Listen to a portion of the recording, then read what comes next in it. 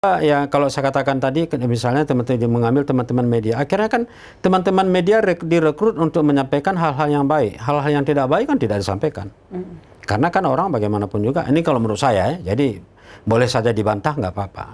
Artinya kalau seandainya media itu orang-orang media ditarik ke situ menjadi tim ahli, ya itu tadi akhirnya kan memberitakan yang bagus-bagus saja, jadi membela itu, jadi tidak ada bedanya dengan yang kita sebutkan dengan buzzer. Ya. Buzzer. Saya mendesak PJ Gubernur Aceh ganti kepala dinasnya. Ini kesempatan yang bagus bagi PJ Gubernur untuk melakukan itu. Ya, dan juga Gubernur harus bertanggung jawab ketika rusaknya pendidikan Aceh ini karena kesalahan menempatkan orang-orang yang tidak layak sebagai kepala dinas.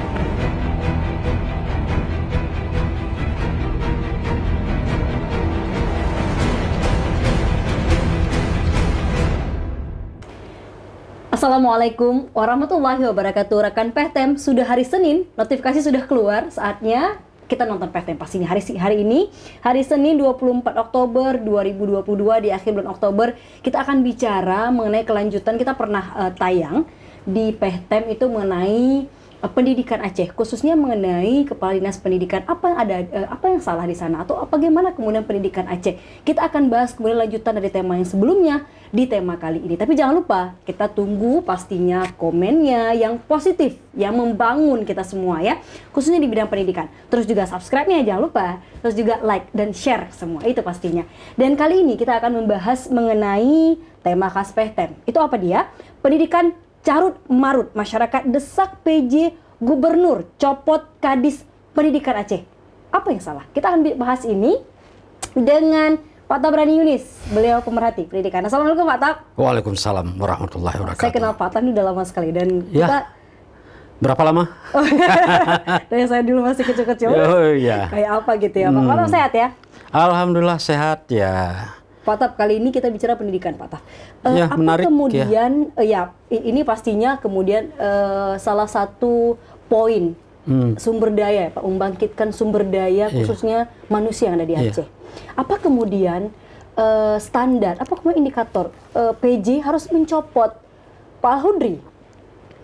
Wah, kalau ngomong soal mencopot Pak Al-Hudri, nah sebenarnya ini kan juga memang harus dilandasi dulu dengan apa namanya, ya yang mengangkat itu kan pemerintah provinsi, gubernur sebelumnya, gubernur definitif. Dan sebenarnya ini juga harus dievaluasi ketika beliau masih menjabat sebagai gubernur. Artinya dievaluasi bagaimana sih kinerjanya itu. Kinerja ya dalam hal ini kepala dinas kita ya dinas pendidikan itu dipegang oleh Bapak Al-Hudri yang dulu sebelumnya adalah kepala dinas sosial. Oke, dari Kadis sosial sekarang ke pendidikan.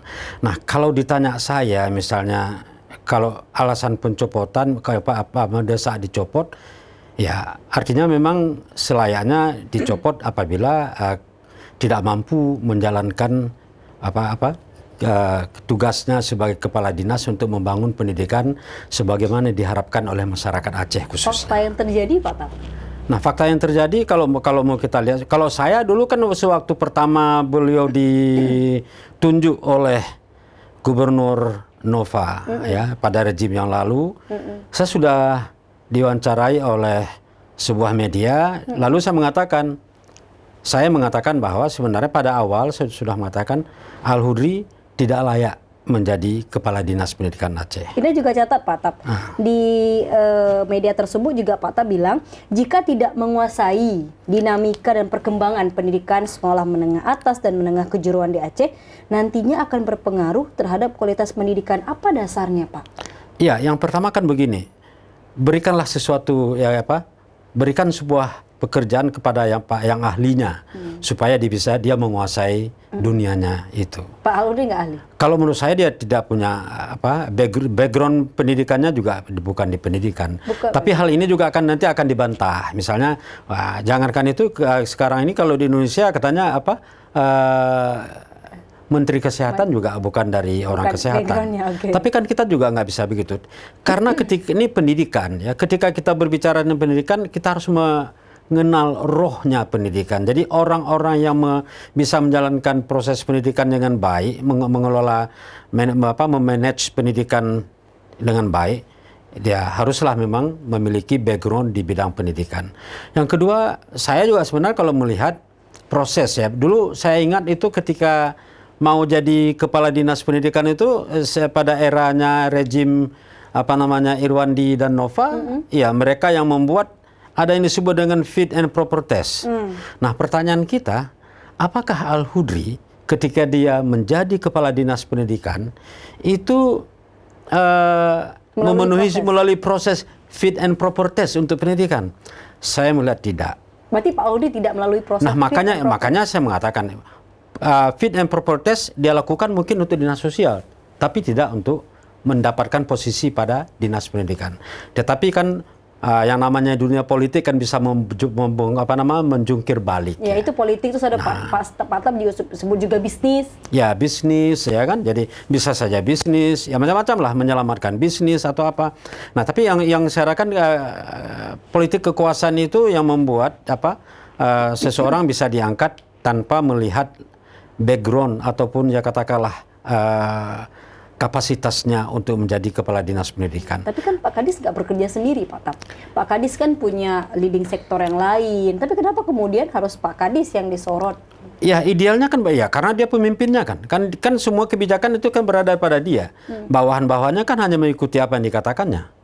Nah, memang kalau kita lihat sebenarnya kan ada tim, mereka punya tim tim kerja ataupun katakan tim ahli. Tim ahli. Nah, tapi kan kalau saya melihat tim ahli yang mereka rekrut itu ya malah orang-orang media. Nah, kalau orang media. Ya, saya lihat ada orang yang media, ada berapa orangnya saya lihat. Tapi kan artinya ini kan ketika seorang pejabat merekrut media, artinya yang pertama media tidak bisa bertindak independen. Yang kedua juga sebenarnya dia bisa membeli media itu bukan dalam artian dia membeli sebuah perusahaan, tapi dia bisa membeli dengan cara membangun kerjasama, apakah iklan ataupun memasukkan berita-berita tentang pendidikan. Nah, jadi yang sifatnya itu adalah pencitraan. Jadi kalau saya lihat apa yang terjadi selama ini, realitas yang terbangun adalah itu tadi. Pencitraan. Jadi pencitraan misalnya gini nih, oke, sebenarnya apa sih urgensinya? Misalnya beliau pergi sampai ke pedalaman dengan naik jadi berita naik perahu mengarungi apa. Nah, yang kita lihat sebenarnya itulah yang namanya pencitraan. Kan itu kan sebenarnya dia tidak harus ke sana, kan ada Cabdin di sana.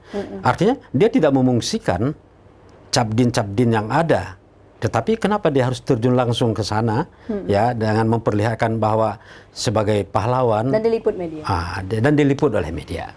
Nah, jadi kan ini kan pencitraan. Yang kedua ya kalau saya katakan tadi, misalnya teman-teman mengambil teman-teman media, akhirnya kan teman-teman media direkrut untuk menyampaikan hal-hal yang baik, hal-hal yang tidak baik kan tidak disampaikan. Karena kan orang bagaimanapun juga, ini kalau menurut saya ya, jadi boleh saja dibantah nggak apa-apa. Artinya kalau seandainya media itu orang-orang media ditarik ke situ menjadi tim ahli, ya itu tadi akhirnya kan memberitakan yang bagus-bagus saja, jadi membela itu. Jadi tidak ada bedanya dengan yang kita sebutkan dengan buzzer ya. Buzzer. Ya, jadi buzzer. Jadi kegiatannya hanya itu. Yang artinya kalau orang Aceh bilang peluma kuah belangong bapaknya, gitu kan. Nah, itu yang Pak Tam lihat ya. Ya, dari situ. Yang kalau saya melihat yang lain sebenarnya selama ini juga secara tidak ada seperti tidak ada mimpi besar. Idealnya pendidikan. Jadi goalsnya nggak kelihatan, Pak. Oh, kehilangan ruh jadinya. Kehilangan ruh malah. Ya, mereka kehilangan ruh. Jadi saya katakan tadi tidak ada. Sepertinya beliau tidak punya mimpi besar untuk membawa pendidikan dan meluruskan kiblat pendidikan di Aceh ini. Ini kalau kita tanya kemana kiblatnya pendidikan di Aceh, nggak jelas nih. Mau pendidikannya Islami. Artinya diskusi-diskusi ini juga sudah terbangun. Kemana arahnya, terus kemudian kemana arah pendidikan, Pak? Ya itu kan memang kita nggak pernah mendapatkan penjelasan yang jelas tentang itu kan. Kemana arahnya. Nah pertanyaannya, ada nggak kita adakan road map yang dibuat oleh Dinas Pendidikan tentang itu? Masyarakat kan nggak pernah tahu. Masyarakat juga nggak pernah tahu sebenarnya apa sih impiannya terhadap pendidikan di Aceh ini. Padahal pendidikan Aceh merupakan impian besar bagi masyarakat Aceh yang ingin pendidikan yang maju, pendidikan yang berkualitas. Tapi faktanya, ya saat ini kita juga mengalami pasang surut yang cukup hebat, kan? Nah, kalaupun kemarin dibanggakan misalnya tingkat kelulusan SMA ke perguruan tinggi, nah saya mengatakan oke, kita apresiasi itu, tetapi harus kita ingat bahwa dengan jumlah yang katakanlah jumlah siswanya atau lulusannya mungkin 15.000 dan yang lulus 7.000, ya kan? Yang lulus 7.000 artinya yang lain kemana? Bisa saja tidak melanjutkan atau melanjutkan atau tidak lulus. Dan yang selanjutnya ketika itu kita bahwa jumlah yang sebesar itu yang ya nggak terlalu besar dibandingkan dengan yang lain. Tetapi yang menampungnya kan banyak. Ada 7 perguruan tinggi di Aceh. Jadi wajar kalau seandainya masih 5.000-an itu kan artinya harus dilihat indikator-indikator yang lain ya Pak, bukan hanya dari skop besar itu saja. Nggak bisa. Jadi memang banyak indikator yang harus dinilai ya kan. Ya, jadi ya kalau tingkat kelulusan itu kan saya pikir masih banyak lagi pertanyaan lagi, lulusnya di mana misalnya. Jangan-jangan lulusnya di jurusan-jurusan yang memang selama ini tidak banyak orang yang Itu juga sempat dibahas kan Pak. Bagaimana kemudian itu baru satu sektor ya, baru satu poin gitu, satu poin mengenai kelulusan. Bicara impian, tidak kita bicara impian Pak. Ini kan impian kita besar. Di sektor pendidikan misalkan di poin pendidikan, dan uangnya juga besar kan Pak di sana. Ya memang kalau kita lihat uang yang dikelola, artinya uang yang diberikan untuk pendidikan ya lumayan besar dibandingkan dengan yang lain. Ya mungkin ya bisa kita katakan ini ya setelah Jakarta lalu Aceh, ya kan. Tapi kan hasil yang didapatkan tidak sebanding dengan dana yang besar itu. Nah pertanyaan kita, apa yang salah? Jangan-jangan tata kelolanya memang ya selama ini mengejar bukan kepada berorientasi kepada peningkatan kualitas pendidikan untuk SDM-nya, tetapi lebih banyak pada pengerjaan proyek-proyek atau yang sifatnya fisik. Nah itu bisa saja ya. Jadi nanti apalagi saat ini ketika COVID kita punya alasan COVID. Jadi akhirnya apapun yang dibuat walaupun salahnya karena human error tetap saja menjadi yang disalahkan tetap tadi COVID ya. Jadi gitu. Jadi COVID menjadi alasan untuk itu. Proyek juga Pak, kita bisa bicara proyek dulu ya. Pada saat Pak Kadis sebelumnya, Pak Rahmat Fitri itu kan banyak kemudian lembaga-lembaga anti korupsi itu menyoroti misalkan proyek-proyek misalkan Westafel. Sekarang kok kayaknya dingin ya Pak?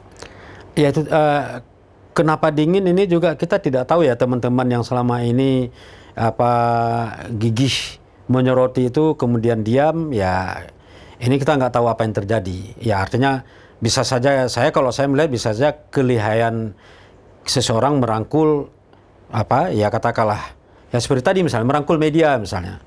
Ya, itu kan salah satu cara untuk membuat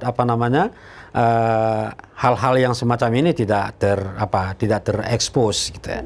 Nah memang kita berharap ya teman-teman yang selama ini gigih menyuarakan itu ya harusnya memang gigih lah, jangan biarkan misalnya terjadi sesuatu yang yang tidak baik yang merugikan dunia pendidikan. Karena dunia pendidikan adalah kepentingan kita bersama. Masa depan anak-anak kita aja jangan dirusak. Jangan ya gitu. Terus juga kalau kita bicara misalkan Pak tim-tim misalnya tadi tim kerja yang tadinya saya menyoroti, tapi sekarang juga kalau kita pakai tadinya mengkritik, sekarang juga sepertinya gitu tadi Pak. Ya memang fungsinya tim ahli itu kan dia ya di satu sisi dia memang dia harus memberikan advice ya. Ya advice, memberikan nasihat, memberikan masukan atau input atau intake atau apa sajalah ya. Tetapi ya ketika dia berada di dalam kan dia juga harus mempertahankan, menjaga marwah. Ya kalau integritas ya bukan integritas, atau menjaga marwah orang yang memberikan dia pekerjaan. Mandatnya. Jadi ya samalah seperti kita katakan buzzer tadi. Buzzer kan ketika dia dibayar maka dia bersuara, malah lebih takut dia kepada bosnya daripada pada Tuhannya gitu. Gitu. Sampai sebegitunya. Ya kalau saya melihat begitu. Ya artinya ya kalau kita lihat apa yang terjadi misalnya ketika banyak orang menyoroti kemarin tentang dinas pendidikan, ya kita lihat ternyata yang memberikan penjelasan itu bukan sekretaris dinas pendidikan, malah ada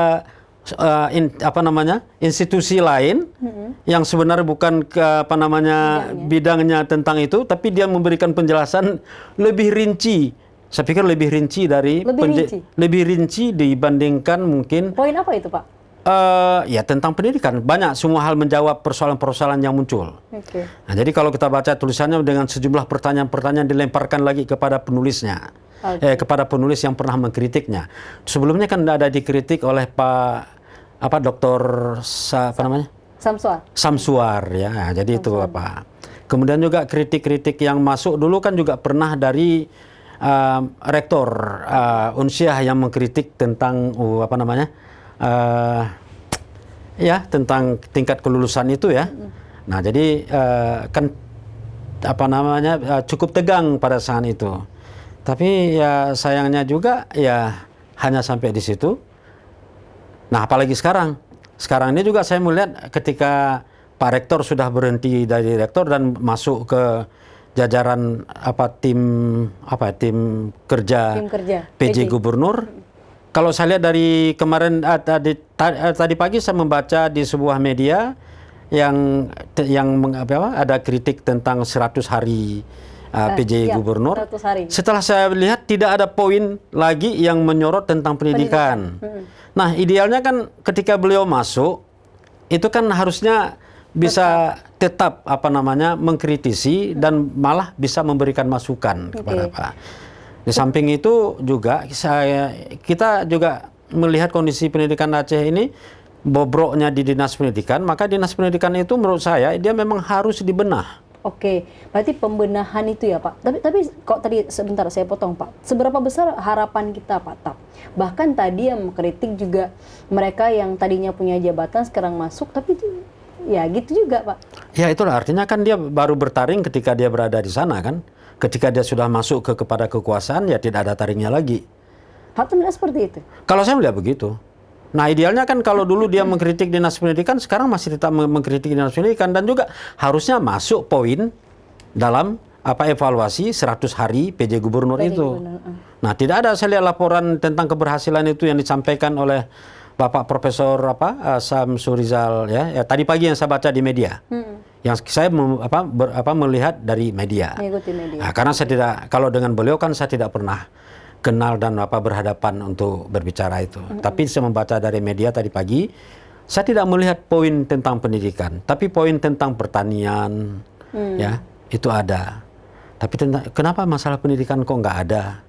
Nah, artinya ini juga membuktikan tidak ada laporan tentang pendidikan. Tidak ada laporan. Yang harus kita berharap juga dari situ ya Pak? Karena ya berharap begitulah. Jadi karena kan persoalan pendidikan tadi saya katakan ini adalah persoalan kebutuhan dasar masyarakat kita untuk membangun sumber daya. Untuk membangun sumber daya Aceh. Jadi saya pikir ini sesuatu yang memang harus ada, harus dilaporkan dalam 100 hari ini. Jangan-jangan juga PJ Gubernur tidak punya concern untuk membangun pendidikan Aceh. Sebelum ke sana Pak, juga pembenahan tadi. Nggak ada konsen tapi kita harus berbenah. Gimana caranya? Nah, jadi begini, ya PJ harus mendengar suara-suara dari bawah. Sepertinya salah satu. Ya, salah satunya mungkin ya saya katakan. Oke, sekarang kalau saya mengatakan, ya bukan berarti apakah bobroknya dinas pendidikan selama Pak Al-Hudri, belum tentu. Artinya sejak sebelum itu mah sudah bobrok. Ditambah lagi dengan beliau yang yang bukan bidangnya mengenangani pendidikan di situ. Nah, jadi perlu dibenah. Pembenahannya itu bukan hanya kalau PJ bukan hanya membenah dengan mengganti kepala dinas. Berarti bukan hanya mencopot misalkan. Bukan hanya dengan mencopot, tetapi sekaligus juga nanti mencari orang-orang yang memiliki kapasitas yang sekaligus bisa mereformasi, membongkar semua, mengganti semua orang-orang yang ada di dalam yang sekarang ini di dinas pendidikan itu. Seberapa optimis Pak? Kalau saya sebenarnya ini kesempatan bagus untuk apa? Karena beliau kan tidak, ya artinya bukan apa dari partai ya, kan bukan dari partai kan Pak PJ Gubernur kita bukan ya, karena dia dari pusat. Jadi oleh sebab itu saya pikir dia punya apa namanya lebih mudah mengatur itu sesuai dengan untuk menyesuaikan itu dengan harapan masyarakat. Nah tapi kalau ditanyakan seberapa besar itu, ya ini ketika ini saja di dalam laporan ini tidak ada, berarti bisa juga kita mengatakan konsennya juga kurang kepada pendidikan. Tapi kita berharap juga, walaupun tidak ada konsen yang khusus tentang itu, jadi Pak PJ memang harus mendorong, ya tadi saya katakan tadi, saya merekomendasikan carilah orang yang memiliki kapasitas, pengalaman, ya, kemudian kemampuan mengelola pendidikan, ya, dan kembali kepada sistem baper zakat. Jadi jangan diseret apa namanya sektor pendidikan ke politik praktis, sehingga membuat apa pendidikan berjalan terseok-seok sesuai dengan kepentingan politik penguasa yang saat ini. Nah oleh sebab itu dibenah, makanya kalau saya dulu mengatakan amputasi sebenarnya. Tapi amputasi juga enggak, itu hanya sebagian. Tapi kalau dibenah artinya mulai dari kepala dinasnya sampai kepala-kepala bagian, kepala bidang, ya itu harus kalau sekarang ada Cabdin lagi, ya jadi Cabdinnya harus kembali. Jadi kembalikan luruskan kembali kiblat pendidikan Aceh itu dengan menempatkan orang-orang yang benar, orang-orang yang memiliki skill dan keterampilan atau katakanlah mengetahui ruh pendidikan Aceh itu seperti apa. Artinya harus dirombak total. Rombak, kalau saya itu rombak total. Rombak total. Jadi dengan begitu akan memulai dengan hal yang baru. Seberapa optimis Pak? Karena kan gini, ini kan sudah berjalan puluhan tahun. Artinya bukan hanya masa ini Pak, masa Pak Al-Hudri, tapi sebelumnya seperti Pak katakan tadi. Iya, karena sudah lama. Iya, sudah bobrok. Gimana caranya Pak mengganti sedemikian rupa ya, saya pikir, kita lah? Kalau kita harapan kita besar, ya. Kita masih optimis. Kita harus optimis, memang nggak boleh kita pesimis terhadap itu. Namanya kita memberikan masukan tentu saja dengan sesuatu yang optimis.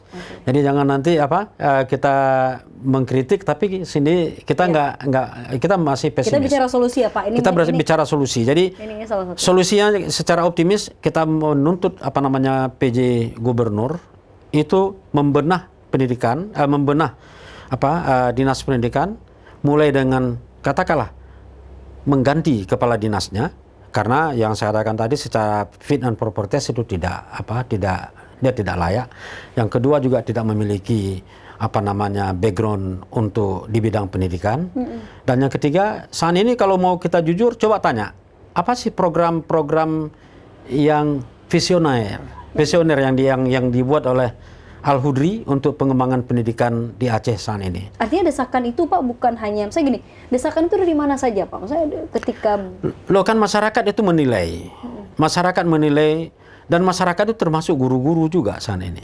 Guru-guru? Ya, saya pikir ya termasuk guru-guru yang merasakan dampak. Ya dampak ketika beliau menjadi kepala dinas terhadap guru-guru. Nah, sejauh mana bisa memberikan. Saya pikir ini upaya untuk meningkatkan kapasitas guru yang merupakan bagian dari upaya untuk peningkatan kualitas pendidikan. Nah, jadi kalau mau kita lihat bahwa saat ini kalau saya mencoba tidak melihat program-program yang sifatnya peningkatan kualitas yang berdampak panjang. Tapi apa yang dilakukan selama ini adalah melakukan kegiatan-kegiatan yang sifatnya ibarat gunung es ya. Gunung es artinya? Ya, artinya begini, dia hanya mengatasi persoalan dan gunung es dan sifatnya reaktif.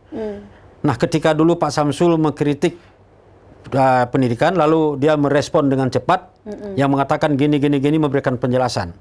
Ya kan, itu reaktif dan disikapinya dengan cara menjawab persoalan ketidaklulusan tadi. Artinya ketika ada masalah baru dijawab. Nah, itu satu.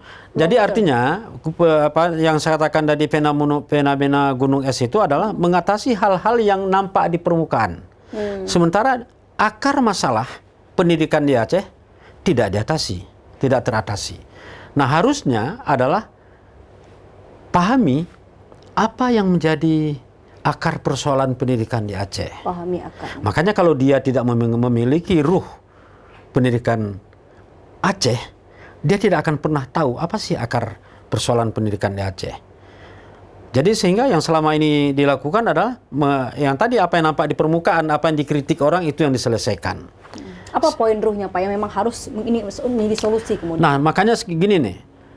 Seharusnya kan ini kan harusnya mereka yang identifikasi, bukan saya. Tapi Bapak pemerhati apa yang sebagai Bapak lihat? saya mengatakan begini. Saat ini ada persoalan dasar dari masyarakat kita adalah menurunnya minat membaca. Ada persoalan literasi.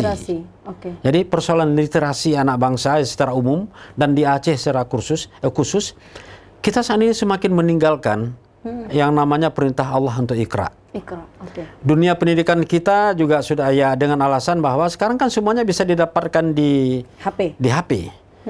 Nah, inilah akhirnya kan anak-anak pun tidak pernah menyimpan lagi di kepalanya dengan apa yang dibaca.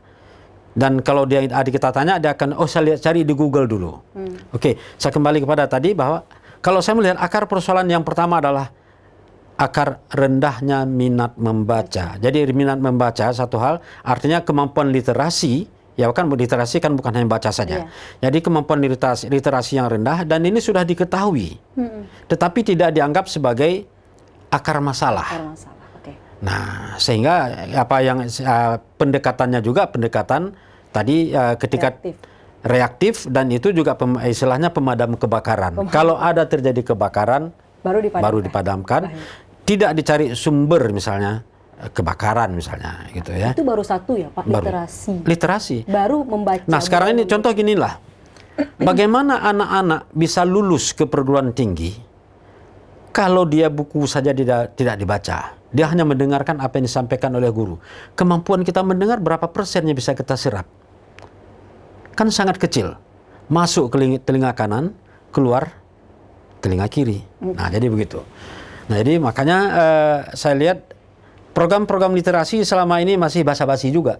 Oke, programnya juga bahkan masih basa-basi. Programnya basa-basi. Jadi ketika ada baru buatlah program. Ada namanya nasional itu, program nasional GLS kan. Nah, gerakan literasi sekolah. Kalau gerakan literasinya juga akhirnya gini, mengumpulkan buku, buat pojok buku. Bukan menggerakkan, memotivasi, membangun kesadaran bahwa membaca itu adalah yang pertama perintah Allah, yang kedua dengan membaca itulah kita akan bisa memahami. Baik, Pak. Ini poin penting. Bagaimana kemudian menumbuhkan minat itu justru ya. Kita lihat program itu tidak berjalan. Baik, tidak berjalan. Tidak, kalaupun ada sebentar. Habis itu nggak ada. Pemadam tadi. Seharusnya dilakukan secara berkelanjutan. Kalau anak-anak memiliki kemampuan literasi yang tinggi, nggak ada masalah dengan tes yang dibuat oleh perguruan tinggi manapun. Oke, baik. Tapi persoalannya dia kurang membaca, dia tidak katakanlah tidak memahami apa yang dibaca. Akhirnya apa? Tidak mampu menjawab persoalan-persoalan itu. Oke, baik. Itu masih baru literasi ya, Pak. Tapi program literasi tidak dilakukan. Tapi itu waktu kita udah sangat mepet, Pak. Belum lagi nanti kita bicara sarprasnya, guru-gurunya. Ya, masih panjang. Insya Allah nanti next time ya, Pak. Insya Allah ada waktu lagi, please come back ya, Pak. Thanks, terima kasih banyak Pak Tat. Mungkin terakhir Pak, ini poinnya apa yang ingin disampaikan? Poinnya ya saya mengatakan, saya mendesak dinas PJ Gubernur Aceh untuk membenah pendidikan, ya ganti kepala dinasnya, carilah orang-orang yang memiliki kapasitas ya untuk membangun pendidikan Aceh. Jangan dicomot dari dinas ini digantikan menjadi orang-orang yang tidak pas, tidak cocok, tidak layak untuk menjadi kepala dinas. Jadi ini kesempatan yang bagus bagi PJ Gubernur untuk melakukan itu ya, dan juga Gubernur harus bertanggung jawab ketika rusaknya pendidikan Aceh ini karena kesalahan menempatkan orang-orang yang tidak layak sebagai kepala dinas. Baik, artinya pembenahan total dan berikan pekerjaan pada ahlinya. Berikan pekerjaan pada ahlinya. Jika tidak, Kalau tidak, maka tunggulah kehancuran itu datang. baik. Terima kasih banyak Pak Tabrani Yunis. Terima kasih banyak. Pemerhati pendidikan. Insya Allah ya Pak, ada waktu next time kita bincang-bincang Insya Allah ya, lagi. kita jangan pernah sungkan-sungkan membicara masalah pendidikan, karena itu masalah pendidikan bukan hanya masalah mereka, tapi masalah kita. Kita punya anak, ya, anak kita yang kita didik harusnya mendapatkan pelayanan yang prima Baik. dari pemerintah Dan di kembali daerah. lagi kita memberikan, kemudian mencari solusi. Iya, cari solusi. Cari solusi. Bukan Iya. kemudian hanya memberikan kritikan ya Pak. Tapi Oh, kritik itu sayang dan solutif. Iya, sebenarnya gini, yang tukang kritik tuh memang kerjanya mengkritik aja. Solusi kan memang tugasnya mereka, mereka yang dibayar. Masa kita yang nggak dibayar harus harus memberikan Nanti masukan. kalau dibayar udah masuk ke dalam, nanti nggak jadi kritik lagi Pak Tam. Jadi kalau sudah masuk ke dalam ya jadilah orang yang memang memiliki prinsip. Ya, jadi itu jangan sampai masuk ke dalam kita menjadi conge, menjadi pelemak, tukang pelemak. Nanti Pak Tam, jangan gitu ya Pak. Saya kalau saya tidak mau begitu. Oh, nggak mau masuk ke dalam atau nggak mau? Saya juga tetap dengan prinsip? selamanya lagi pula kan apalah saya diajak masuk ke dalam. Jadi kan kapasitas saya apa kan, jadi kan saya juga S2 nggak ada, saya cuma S1 kan. Gitu. Terima kasih banyak Pak Tabrani Yunis untuk waktunya ya. Pak. Terima kasih juga untuk Anda rekan PTM yang pasti kami tetap tunggu. Subscribe yang belum, komen-komen positif untuk membangun kita semua, khususnya yang pendidikan. Kalau ketemu lagi, wassalamualaikum warahmatullahi wabarakatuh. Sampai jumpa.